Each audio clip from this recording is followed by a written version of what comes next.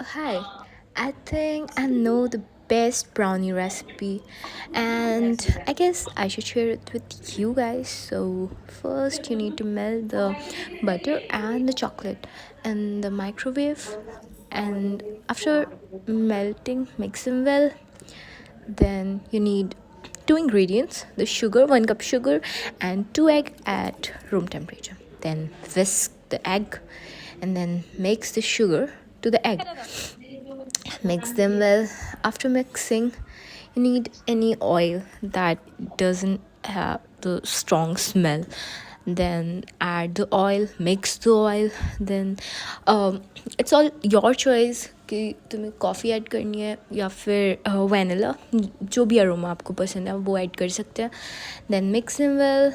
Then add the melted chocolate to the egg batter and mix them well. Mix them very well actually. After mixing, then add the all-purpose flour to the batter, uh, and then cocoa powder. Then mix them well. Don't over mix it, otherwise brownie will be cakey. After this, grease the pan, pour the batter, and it's done. Microwave it. Ta-da!